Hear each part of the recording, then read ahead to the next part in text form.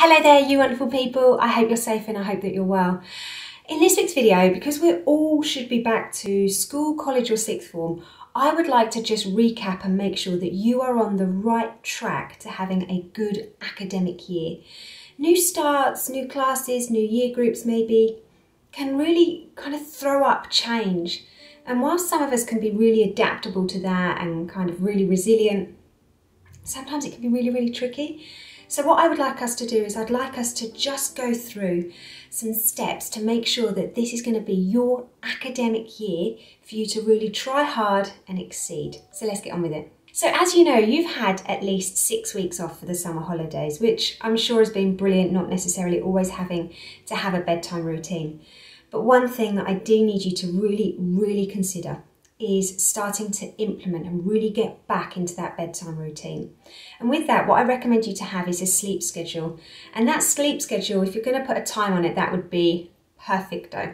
But what I'm really looking for is, I'd really encourage you to kind of set yourself a bedtime if you can, but just make sure that you have these little steps to do towards you working towards your bedtime. Because then what's happening is that we are telling our brain in advance that we are getting ready for bed, that we are getting ready to go to sleep. And what I really would encourage you to do is to make sure you've got the blue light filter scheduled onto your phone. So then that can kind of just block out that blue light, which will allow that sleepy melatonin hormone to just creep into your brain, which will help you go to sleep. But it's also about maybe having a bath, having a shower, having a hot chocolate. You know, I love a hot chocolate. It's maybe about as you take your makeup off or brush your teeth, it's just reminding yourself that you are getting ready for bed now. So the importance of there is to just get into this routine again. And with that, obviously setting your alarm, just question the power of a snooze button. Does it help? Does it genuinely help? Does it actually stop you from having to do the inevitable of getting up? Therefore, in the morning, again, it's finding a routine and it's just asking yourself, if you're to press that snooze, does it help you? And what I would say as a side challenge is actually to try a week with doing what you normally do with your snooze at school and hitting that snooze button. And maybe another week, Monday to Friday, try not hitting the snooze button and just see how you get on. I might be wrong, but you can just try it. So as we start the new academic year and find our feet, let's just recognise the amount of change that's kind of you're facing at the moment. You have got maybe a new school, college or sixth form.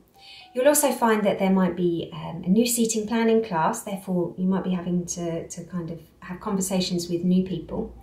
There might be a difference more than likely with your timetable, certainly if you've started to take some options.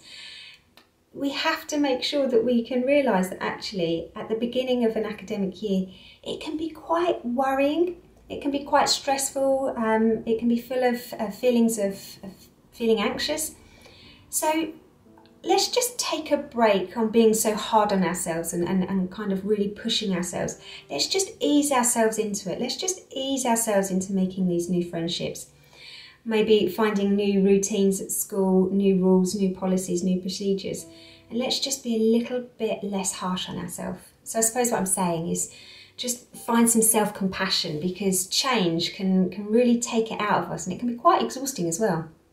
I need you to halt what you're doing sometimes, and that stands for hungry, angry, lonely or tired. Now it's your responsibility as a teenager to make sure that you're doing what you can to look after yourself. The amount of times that even if breakfast is available at home, or even if there's lunch available at school, or you making your own packed lunch, the amount of young people I know from working with you guys that are just too lazy, sorry to label all of you, I don't mean that, but for some of you guys are too lazy to actually make sure that you look after yourself, and if you're feeling hungry, actually do something about it. It's the same with dehydration. I'm so sorry to sound like a mum.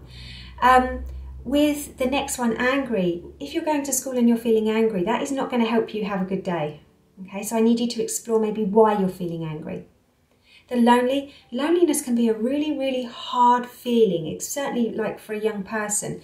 So I need you to maybe explore why you're feeling lonely, but also some steps of what you can do to become less lonely. I'll put a video about now with how to beat loneliness as a teenager. And my fourth step is about that feeling tired. If you're feeling tired, It's going to be so hard for this to function. So make sure that you're resting and you're doing what you can to make sure that you're getting the right amount of sleep for you. One of my favourite ones that I'd love for you to do is to imagine a plate in front of you, okay? And I would like you to imagine a knife and fork. And I would love for you to imagine what's on your plate. What I want you to do is I want you to do a mind dump, okay? And I want you to take everything that you have in your mind, that's those little silly worries, the big dramas, the little dramas, and just imagine them. What would they be like on your plate? I'd love it, love it, love it, love it if you could grab your phone and make a list, or get a piece of paper, just draw a circle like you've got a plate, and just to fill it out. I need you to become aware of what is on your plate, what's on your mind, what are you up against? Because sometimes when we're feeling sad, overwhelmed, blue, for some people that have that diagnosable mental ill health condition of depression, it's about realising what is it that's going on in your life. Because sometimes when we're feeling overwhelmed and stressed and panicky, which can cause panic attacks, it can sometimes be really overwhelming and we're not too sure why. So we need to explore it. And my final step is about organisation, okay? Organisation is one of the best things that you can do to stay kind of on top of your game throughout the academic year. Now, this one is not easy for some of you, and I completely understand that, because I suppose what I'm asking you to do is to get your priorities right. And that means getting your homework done when you get it. It means having your pencil case constantly replenished when you get back from school, so then you know that the next day you're going to have everything you need. It's about making sure that maybe you've got a list of the books that you need on the days that you need it. It's about this organisational skills that I need you to have, because I promise you that if you can find that sense of organisation in your life, it will allow you to feel less stressed. Again, it might be with your uniform, having it ready the night before, making sure that it doesn't need to be ironed on the morning. If you're at college or sixth form and you don't know what you're going to wear the next day, top tip, always plan what you're going to wear. It just saves you having a fashion crisis in the morning. So it's about these little things, tiny little things that you can do. And I promise you that if you can see them through and if they can become a habit, okay, which means that if we can really keep going with them until October half term, which feels like a million miles away right now, doesn't it? Then I promise you it will become easier, because it will just become the norm. So there you have it. There's just some ideas to make sure that this is going to be your year at school, to make sure that you can really excel, find that sense of purpose, achieve your dreams, be on that kind of that right path. And obviously that will just lead, I'm not saying to happiness, but it will help contribute towards you feeling maybe happier, because you should be feeling less stressed.